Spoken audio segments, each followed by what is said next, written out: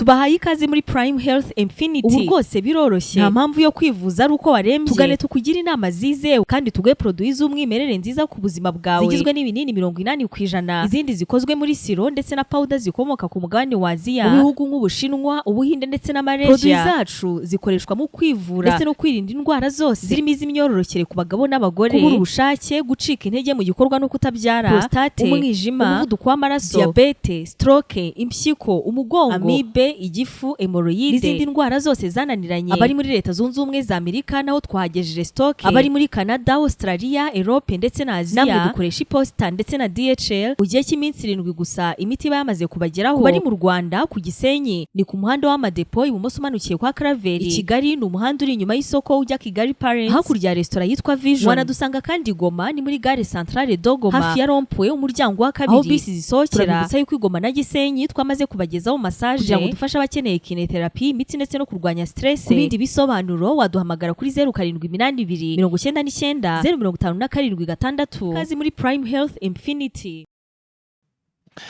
Yes, reka twongere tubasuhuze cyane, twongere tubifurize igitondo cyiza, igitondo rero cy'umugisha kuri mwese abakunzi ba Jeune Official, aho mutwumva muherereye, abo mutwumva rero mudukurikiye rwose mwibere hano mu gihugu cyacu cy'u Rwanda, birumvikana abari ku mugabane wa Afrika mu bihugu bigiye bitandukanye, amwe mudukurikiye muri ku mugabane wa Amerika ndetse namwe mudukurikiye muri ku mugabane w'Uburayi. Reka tubifurize kugubwa neza, nako kandi tubaha ikaze muri aya makuru yacu, akaba ari amakuru n'ubundi agiye kugenda garuka hano muri aka karere k'ibiyaga bigari, ariko by'umwihariko tukaza kuba tugenda tugaruka by'umwihariko mu ntambara ikomeje kugenda ica ibintu.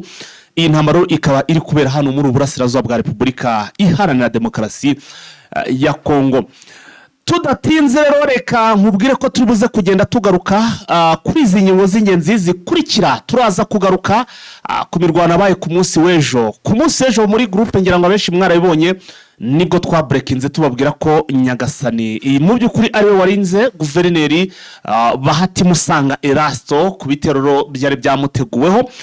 Iyi nkuru turaza kugenda tuyibavira imuziri muzingo mwumve ukuntu Nyagasani agifite mu maboko ye cyangwa se rwose akimureberera, ndetse we ntaho azajya. Uraza kumva uko byari bimeze. Na makuru naje kubategurira, tuze gusimbukira hano muri Sud Kivu, ture muri Uvira naho ibintu bikomeje kugenda biba bibi cyane ku Banyamurenge, ari nako kandi n'ingabo zikomeje kugenda ziroha cyangwa se ziyongera mo hariya. Turaza kugaruka n'ubundi bisanzwe ku itangazo rya sowe na AFC M23. Irero rikaba risowe nyuma yuko ku munsi w'ejo n'ubundi Laurence Kanyuka yanditse amagambo akomeye cyane nyuma y'indege itagira pilote yarasaga mu bice bigiye bitandukanye turibuze kugenda tugarukamo, ndetse hakagwamo abaturage benshi. Bakavuga rero ko mu gihugu cy'u Burundi abasirikare 8 bamaze gutoroka mu by'ukuri hano muri iki gihugu cy'Uburusiya, aho bari baragiye gukorera imyitozo cyangwa se barajyanywe ngo bahakorere amahugurwa ya gisirikare. Abaruka batorotse ese batorokeye bimeze bite? Tuze guca muri Mwenga naho imirwano yabaye ku munsi w'ejo ikaba yaraguyemo abatari bake, nabyo biri mu byo turibuze kugenda tugarukaho. Tuze gusimbukira muri za Bunia ndetse n'ahandi za Kinshasa, turebe uko situation imeze. Wowe icyo usabwa nta kindi nuko making sure ko ubana natwe 5 kuri 5 cyangwa se uko bwije nuko bukeye. Kubana natwe rero murabizi icyo biba bisaba ni ugukanda kuri subscribe niba rwose utarabikora, ugakanda no kunzogera, ubundi n'utwazajya dushiraho inkuru cyangwa se ikiganiro ukakibona mu bimbere. Hanyuma rero kuri mwe mwabikoze, nizere ko rwose mumeze neza cyane, inkuru zibageraho ku gihe. Ku batarabikora namwe n'icyo gihe kugira ngo mubikore, mukande kuri subscribe ndetse mukande no kunzogera, namwe amakuru azajye abagereraho ku gihe. Turabakunda cyane. Hanyuma rero ababikoze rero twagiye mu nkandire kuri like none sasa twijire makuru yacu mu buryo burambuye. Mbabwire ko hari n'ubutumwa guverinoma cyangwa se igisirikare cya Repubulika Demokarasi ya Kongo FARDC cyagene bya bihumbi birenga 7 byaba abasirikare baherutse gupasinga cyangwa se baherutse kurangiza ikosi muri M23 bari baravuye muri FARDC biripotinga muri M23 cyangwa se M23. Ibi nabyo turaza kubigaruka kuri ubu butumwa bahawe. Ni inkuru iri mu rurimi rw'igifaransa, twabashyiriye mu rurimi rw'ikinyarwanda. Aha rero mukaba muri buze kumva uko mu by'ukuri ubu butumwa bagenewe buhagaze. Ndabizi ko abenshi bufite amatsiko, ariko mwihangane tukaba turi buze kugenda tubibagezaho. tudatinze rero ni munyemerere duhere hano muri Kivu Majyaruguru ku rugendo rwa guverineri rwajemo amahiri cyangwa se mu by'ukuri rwabaye rubi cyane, ndetse byanashobokaga iyo Imana itaza kuba imukingira akaboko cyangwa se itaza kuba ihaba, twakabaye tuvuga ibindi. Amakuru aremeza ko kuwa kane aribwo guverineri yafashe iya mbere cyangwa se afashe indege z'ubutaka, birumvikana ni za modoka zikomeye cyane, yerekeza hano muri Masisi, akorerekeje muri uyu mujyi wa Kicanga. Uyu mugabo akimara kugeraho hano muri za Kicanga, dore ko mu by'ukuri yageze hara muri za Masisi ni wabo muri kavukire, ni mu rugo. Ubushize ngira ngo murabizi ko yagiyeyo hano muri za Kicanga hakorera inama, rwose abaturage iyo nama twanagiye tuyibagezaho. Byari hari hatawe rero ahantu bita muri za Busumba ndetse n'ahantu bita za Mpati, aho yageze hano muri za Kicanga, ndetse yewe hagera hakiri kare, ariko ntiyaharara, biza gutuma afata n'umundi icyitwa imodoka ziwe rwose yerekeza hara muri za Busumba, hari akaba ari naho avuka, niko gace avukamo. Niho yaraye mu kuharara rero, bukeye mu gitondo akoresha inama ahitwa ngo ni mu Kagamba, mu Kagamba niho yakoresheje inama. Yakoresheje inama hano mu Kagamba, ariko yayikoresheje mu gitondo afite n'indi gahunda y'uko agomba guhita ajya gukoreshereza inama ahantu bita muri za Mpati. Urumva bwagomba gukoreshereza inama ahantu habiri, akagira ibyo aganiza n'abaturage, akagira nuko yumva abaturage biyumva nuko bameze. Nicyo kintu ubundi cyari kimujyanye kugira ngo amenye umutekano w'abaturage ndetse n'ubuzima bwabo uko buhagaze. FARDC cyangwa se Kinshasa bamenye gahunda za guverineri, kuko urabona nyine ibintu by'itangazamakuru hari ukuntu rwose basigaye bagera ahantu ugasanga itangazamakuru rirahavuye, gahunda porogaramu akaba yifite, bagakomeza nyine bakagenda bavugana gahunda iriho. Izi ngaburo zahise donke itangazamakuru ryese ribishyira hanze, none ribishyize hanze, Kinshasa ihita itegura kugira ngo itangire kureba ukuntu iri bumwivugane cyangwa se iri buburizemo iyo nama. Izi nama zakorwaga mu bice bigiye bitandukanye. Urumva aho guverineri ari ho biragoye kugira ngo isuko ihagere, kuko ni umuntu ukomeye cyane, bahagendana nyine bya bikoresho by'ubwirinzi ku buryo suko nabo bafite ubwoba ati turamutse tuhakandagiye bashobora rwose kuyirasira mu kirere taranahakandagira.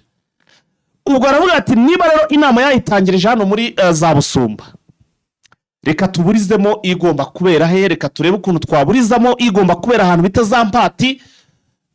Mu by'ukuri niko guhita bagaba igitero karahabutaka ahantu bita muri twa duce nahoze mbabwira, twababwiye ku munsi w'ejo, agace bita ngo ni Bibwe, agace bita ngo ni Nyange ndetse n'agace bita Kitso. Utu duce bakubwira ko ari uduce twegereye iyo utuvemo, donc ni uduce turi hafi na Mpati. Aha Mpati yagombaga kugira ute kuza gukoreshereza inama. Icyo bisobanuye ni iki?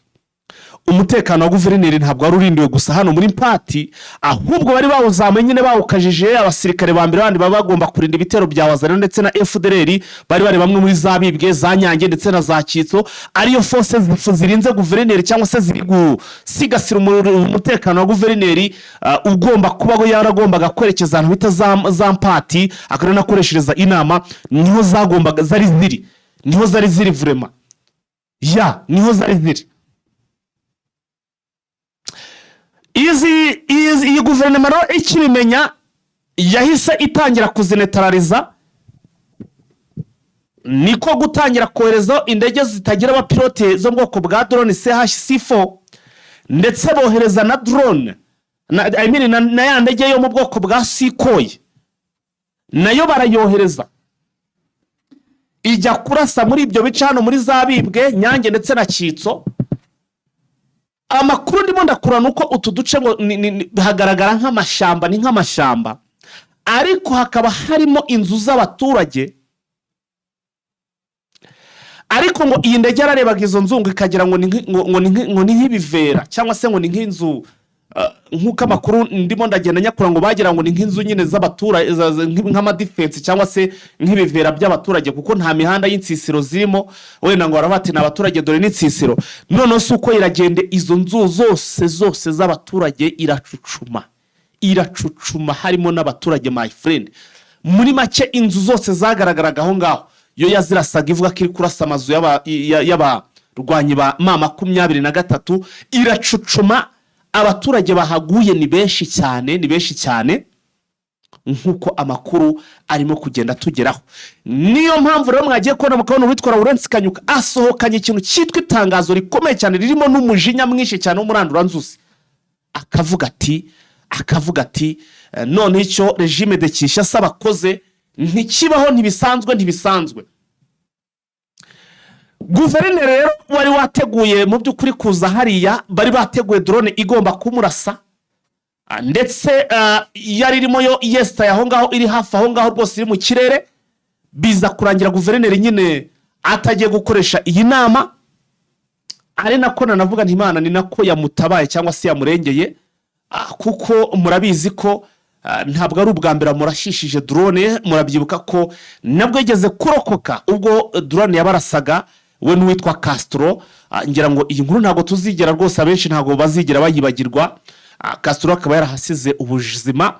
Ibiro bikaba byarabereye hara muri Kicanga, byari byabereye hara muri za Kicanga, ariko mu by'ukuri urumva ko kuri iyi nshuro ntabwo byashoboka, kuko uyu mugabo asigaye ituntu twe adukora ku murongo, ndetse n'umutekano uba uri ku rwego rwo hejuru. Hanyuma rero munyemerere amakuru yacu sasa duhita twinjira ku buhanga bw'ibyuma badushiriremo ijwi cya, hanyuma twinjire muri iyi nkuru y'ubutegetsi bwa Kinshasa bwigambye ko bugomba kugira ute. Hari message donc bahaye iki gisirikare cya Repubulika Iharanira Demokarasi ya Kongo cyamaze kujoininga muri M23. Message rero ni inkuru twategure na mugenzi wacu Vincent, akaba rero agiye kuyidusobanura, iri mu rurimi rw'igifaransa, akaba rero yagerageje kwidushira mu rurimi rw'ikinyarwanda kugira ngo twinjire muri iyi nkuru mwumva uko ibintu bimeze. Reka dutangire rero mwumve uko bimeze. Disparu à Goma et Bukavu, aujourd'hui pris en otage par la FCM 23 et alliés, que vous êtes et resté militaire des FARDC. Ngabo za Kongo mwafashe ingwate n'inyeshyamba za AFC M23 muracyari abasirikare b'igihugu cya Repubulika Demokarasi ya Kongo. Ils veulent se servir de vous comme leur esclave contre vos propres frères et sœurs au détriment de vos intérêts et au détriment des intérêts de la République. La souffrance déjà endurée entre les mains de ces hors-la-loi doit renforcer votre conviction et votre détermination à défendre l'intégrité territoriale de notre pays et à protéger nos populations. Cela doit constituer pour vous un supplément de fierté, de patriotisme et de loyauté. Il serait pour vous un grand de mettre en cause celui de ne jamais vers la même patrie, vers ntabwo igihugu kizabyibagirwa, abo ku mukorera bazabyibagirwa, ndetse n'abaturage ba Kongo. Les générations futures ne vous ntimuzigera mubabarirwa na rimwe ces souffrances imposées na Kongo ndetse n'abaturage bacu de vos collègues par les terroristes de la FCM 23, ahubwo bagenzi banyu abaye mu kababaro batewe n'abaterabwoba muri AFC M23 n'abafatanyabikorwa babo. À la moindre occasion, faites tout pour tourner mukwiye gukora igitoka cyose igihe barangaye et rejoindre les FARDC. noneho mukagaruka mu ngabo za Kongo gukora izo ngabo zayo. De la MONUSCO de Goma et à mwabonye ibyakozwe na bagenzi banyu bari bari mu MONUSCO Goma, ko bagerageje bagahunga ubwicanyi bwabo bagizi bwa nabi. Et nous continuons à vous prendre en compte dans kandi namwe turacyabafata ingabo zacu, kandi mukora ibishoboka byose kugira ngo namwe muzagaruke. Nous vous encourageons mukwiye gukora igishoboka cyose, tous les moyens possibles, mugakoresha uburyo bwose bushoboka yes ngayo rero intwaro ni mugenzi wacu ni inkuru twari twateguriwe na mugenzi wacu Vincent rwose ikorera mu rurimi rw'igifaransa tugezeho mu rurimi rw'ikinyarwanda aho rero uyu ubutumwa bwatanzwe kuri izi ngabo zamaze cyangwa se zirangije ikosi 7,000 rwose biripotinze ndetse bakajyanwa ku kosi barusoje ikosi bahagabwaga message ko ngo bagomba kugira gutya rwose ngo bagaca muri humye M23 ngo byaba ngombwa rwose ngo bakanayirasa kuko ngo baracyabategereje baracyabashaka ngo baracyara abasirikare ba ati bagenzi banyu mwarabibonye bo baracitse bigira muri Monisco ati mwabonye igikorwa bakoze ati rero namwe mugomba gukora igikorwa mugashakisha ukuntu mubacika mukagaruka ati muracyari ingabo zacu ingabo z'igihugu ati kandi turabakeneye hanyuma agakomeza rero avuga ati rwose ati hari n'igihembo cyabateganyirijwe igihe cyose mu by'ukuri reka rero dushakire nimero cyangwa se reka dushyire ku murongo mugenzi wacu Vincent tugarukane muri iyi nkuru rwose mu buryo burambuye hanyuma mu by'ukuri tumanukane muri iyi nkuru nitumara ndetse yewe no kumanukana muri iyi nkuru tugende tureba n'andi makuru agiye atandukanye nababwiye nti uyu munsi ni show amakuru ni menshi cyane waramutse neza Vincent waramutse Vincent urakomeye ndashima ruremba ya usanze rero ndimo ndageza inkuru igaragaza jyore tuwe kuri audio nta kibazo niba matara byanze ndimo ndagenda ngaruka kuri ya nkuru n'ubundi bari babashire mu kinyarwanda buriya butumwa bwahawe barabasirikare ba FARDC cyangwa se babasirikare bari muri M23 bavuye muri FARDC baherutse gushyirwa hanze 7,000 barangije ikosi muri za Rumangabo ndagira ngo noneho sasa iyi nkuru tuyinjiremo wenda wayivugaga cyangwa se nabagezagaho uburyo kibari wateguyemo inkuru ndagira ngo tuyinjiremo sasa mu buryo burambuye nk'umuntu none wayiteguye ese urabona iyi message iri buze iteye ite ese izi ngabo ziri buze kuyumva ndagira ngo tuyinjiremo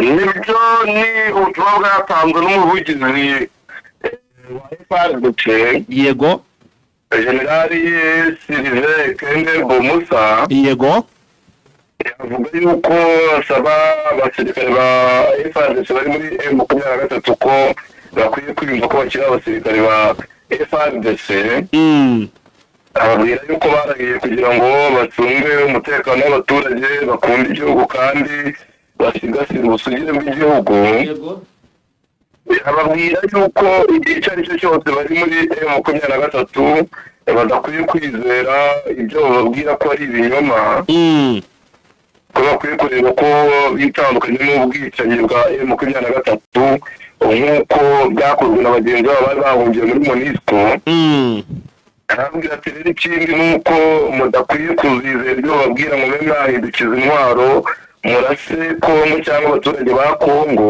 yego ati uko nimuramuka mubikoze ntabwo igihugu kizababarira n'abakomokaho ndetse n'abaturage ba Kongo ntibazigera bababarira bivuze ngo imiryango yabo basize izaba iri mu kaga izaba iri mu mazi abira ati mukwiye gukora ibishoboka byose nimuzagambanira igihugu ibyo mwarahiriye aba ari byo mukurikiza ati ahubwo turabakaba yuko igihe cyose mwabonye barangaye aho muri 23 ati mukwiye kubacika mukagaruka mu bice bigenzurwa na FARDC yego ati kuko umwanya wanyu turacyafite uruhare rwanyu rukenewe ikindi nanone icyo mukwiye gukora nuko muzakora ibishoboka byose mugahindukiza intwaro mukarasa uwo mwanzi kuko M23 n'abandi ati muzakora ibishoboka byose mubarase ati none ibihembo byanyu ndetse n'agahimbaza mutwe kanyu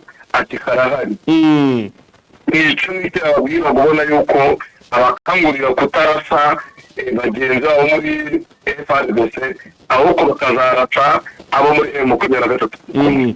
Hanyuma vise twitege iki kuri izi ngabo urumva harimo akantu buriya yatambitsemo gakomeye cyane ko kuvuga ngo ntituzaba babarira ndetse yewe n'ababakomokaho kandi turabizi ko izi ngabo ibyo ari byose harimo nyinshi benshi bagiye baturuka mu bice bigiye bitandukanye ndetse bafite n'imiryango kugeza ubu twavuga ngo ikiri mu maboko ya guverinema.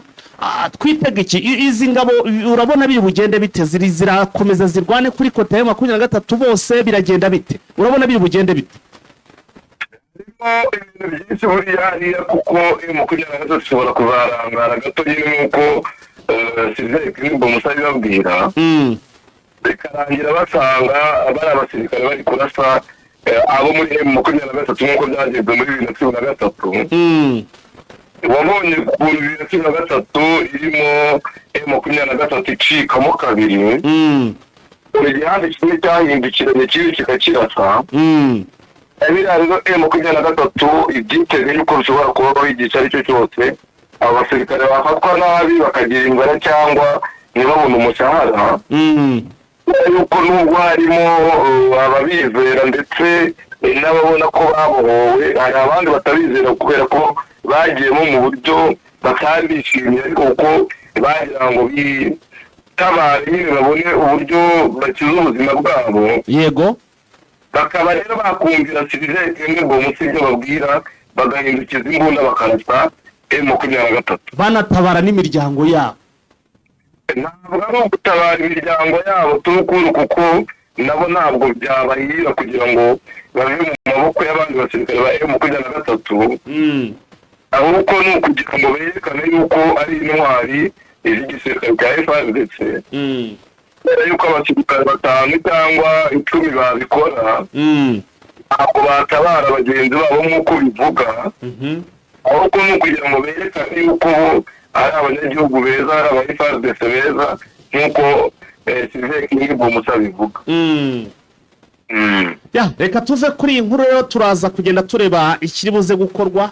Ese ntekereza ko no kuri ruhande rwa 23 ariko abafite ukuntu baba barabiteguye barabyoroganije ku buryo bitagomba kuba byatera ikibazo.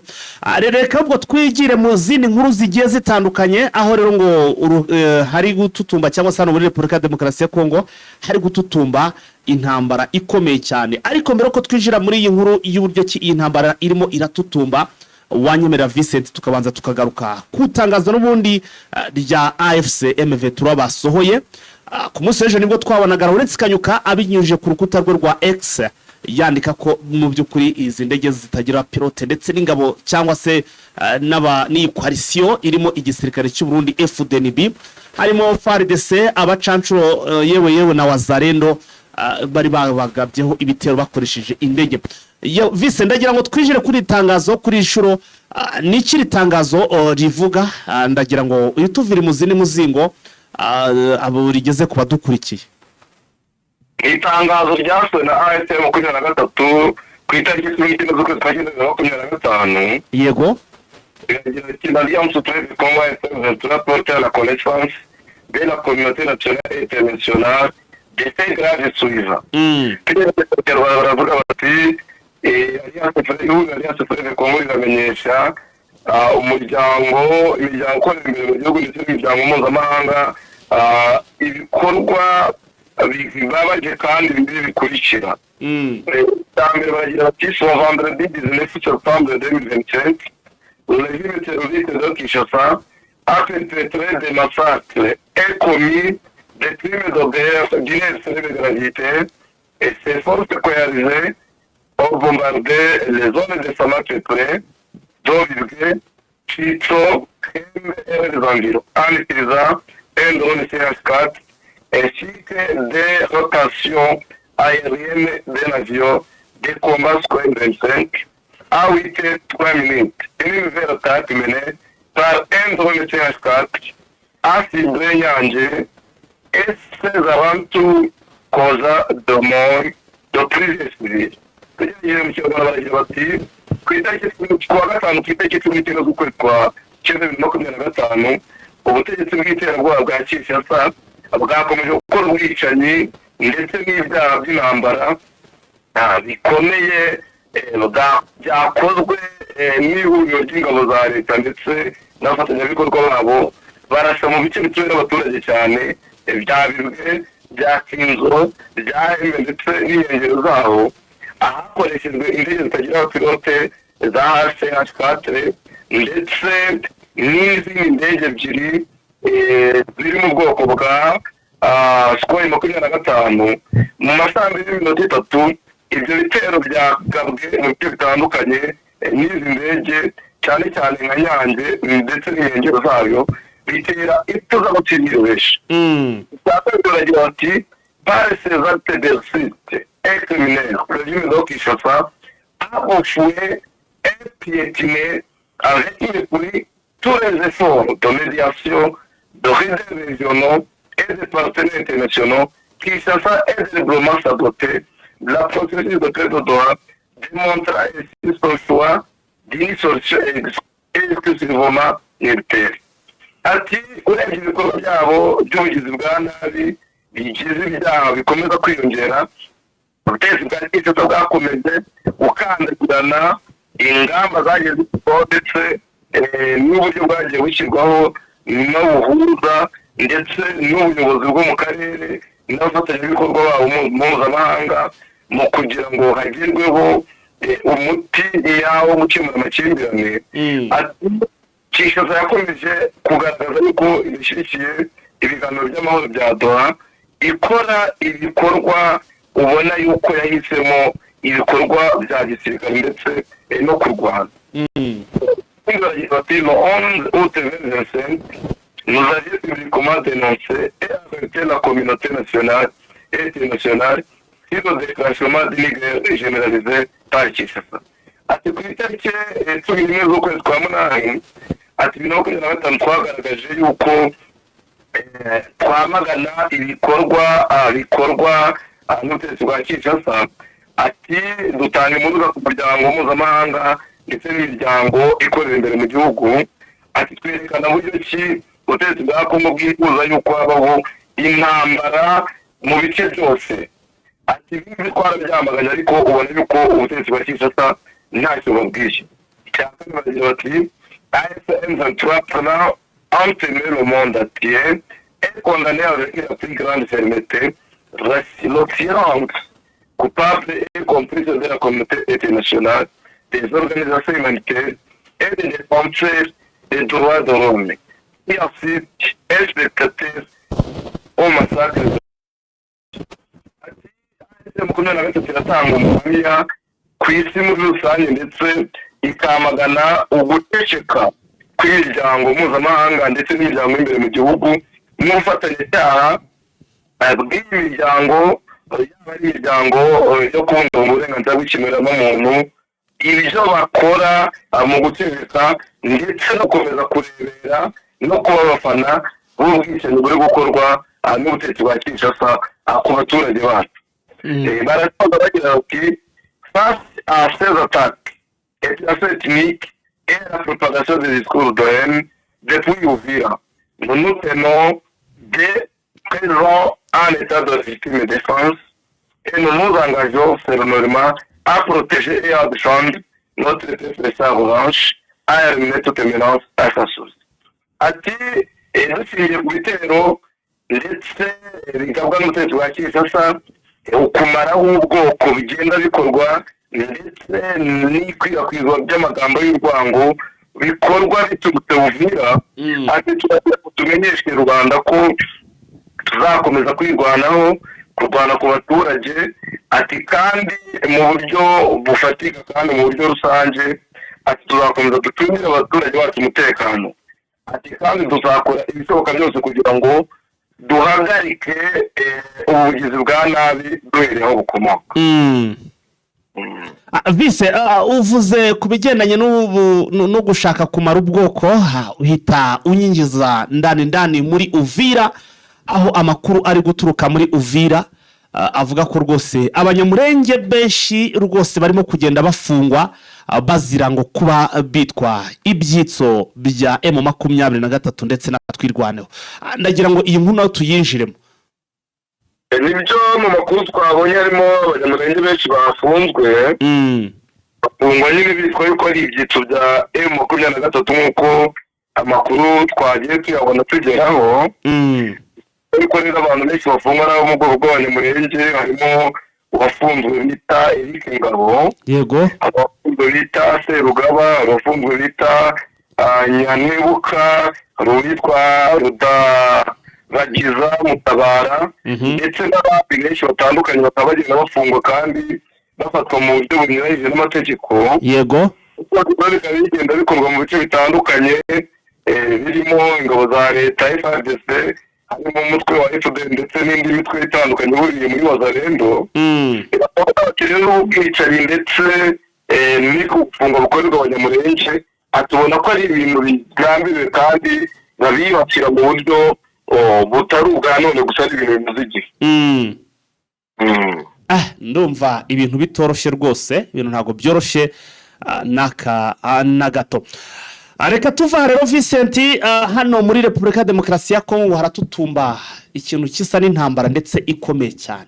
Ibimenyetso twabyinjira tukareba uburyo ki intambara ikomeye irimo iragenda itutumba. Mbere uko tujya kuri inkuru y'abasirikare b'u Burundi batorotse, tutubwire umwuka w'intambara urimo bimeze bite, ko urabona urimo gututumba, biteye bite? Umwuka w'intambara ikomeye ubona yuko ukomeje gututumba hagati ya FARDC ndetse na M23. Burasirazuba bwa Kongo nyine intambara ikomeje gushyuha, yaba ku buryo imyiteguro yo gukorwa na FARDC ndetse na M23 mu gusohora ingabo nyinshi, mu gushaka ibikoresho, mu gushaka amaboko kwa FARDC ndetse na M23 ubona yuko ikomeza gusohora abasirikare kandi rokita n'abandi, ikora amarifosiment mu bice bitandukanye.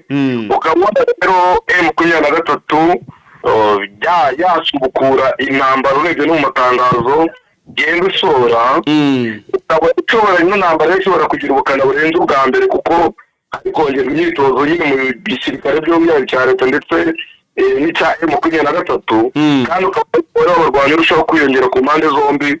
Ibi rero biteye ubwoba abaturage ndetse n'abakurikiranira hafi ibibera mu burasirazuba bwa Kongo ko intambara ishobora kubura, kubera yuko yaba ari abashyigikiye mu M23 ubona yuko bakomeza gushyira imbaraga mu byo bakora.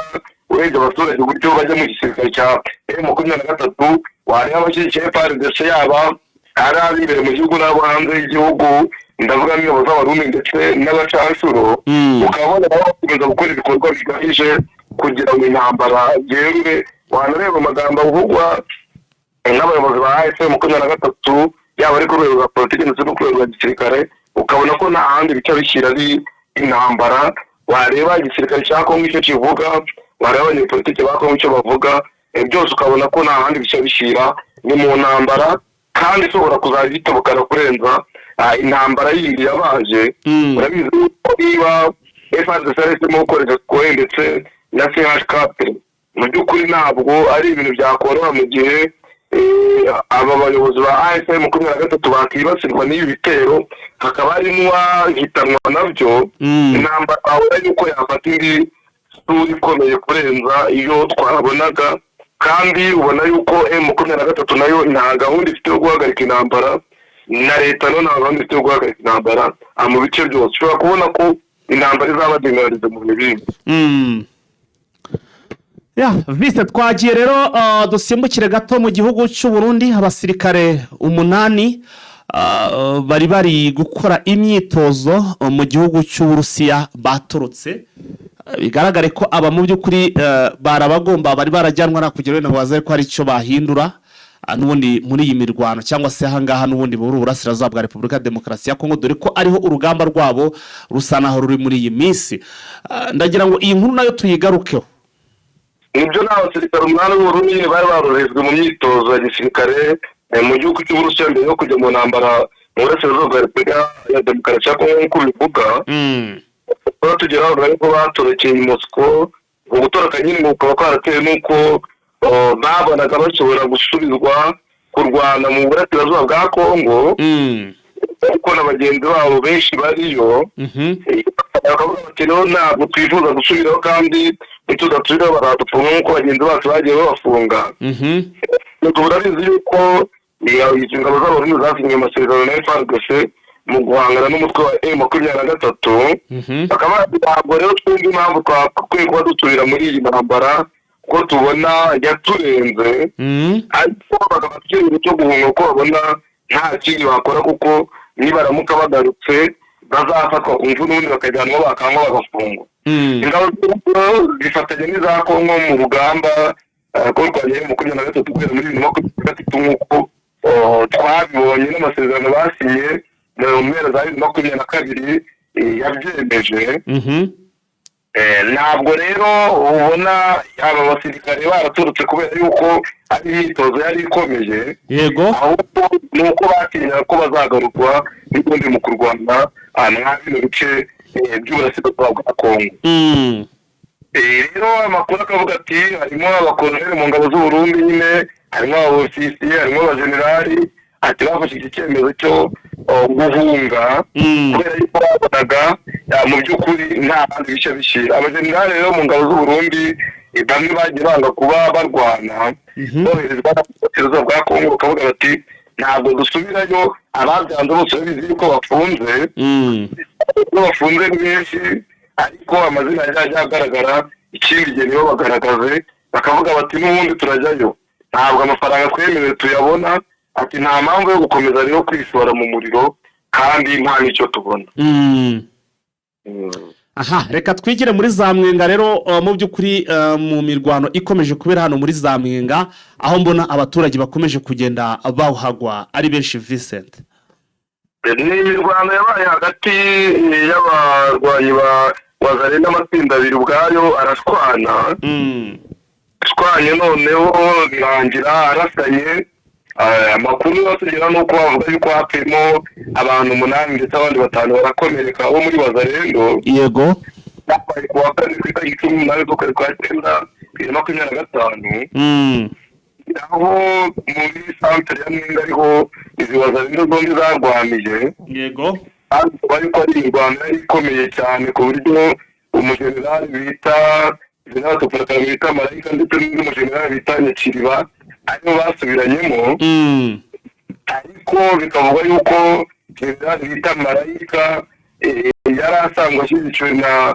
General bita Fokamarike ndetse n'ingabo za leta abo bakaba barasubiranyemo rero kubera ko bapfaga amafaranga bagiye bakura ku mabariyeri bagiye bashyira mu mihanda kubera ko batabasha kuyagabana neza rero bikaba byaraguyeho bituma barasana bakoresha intwaro bari bafite hafabaza 8 5 bakimereka ariko nyuma biza kugeraho nyine barongera bariyunga barumvikana imirwano ihagarara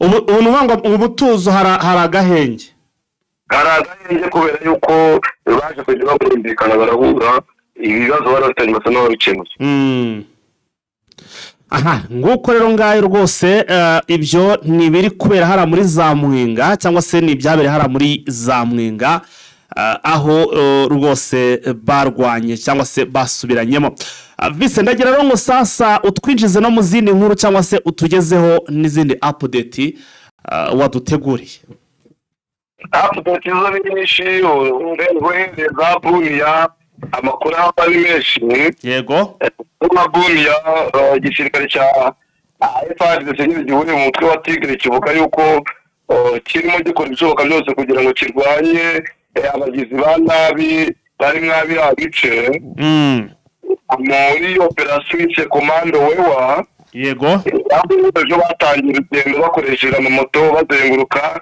igisirikare ndetse na polisi kugira ngo abereke abaturage ko biteguye kurwanya security yose yabi abice bakaba ijoro bakoze patrouille FARDC ndetse na polisi bafatanyije kugira ngo barebe yuko bakumira ubwicanyi ndetse n'ubugizi bwa nabi bukomeza akubona bino bice ikindi n'ubundi tugatse za Uvira haracyavuga yuko hakiri ibibazo mu Banyamulenge kuko bakomeje kugabwa ibitero mu mazu batuyemo yego ababikorwa n'ingabo za FARDC ndetse n'ingabo z'abarundi bifatanyije inama umutwe wa Zarendo na FDLR ikindi cyo bakavuga ati rero ibitero birimo bikorwa birakorwa n'ubundi ubutegetsi burebera kandi ntibugire icyo bukora ngo be bwahana ababikora bakavuga bati bagize igikorwa abaturage bo mu bwoko bw'abanyamurenge bashobora kuba bahura n'ingorane ku buryo bashobora no gukorerwa jenoside.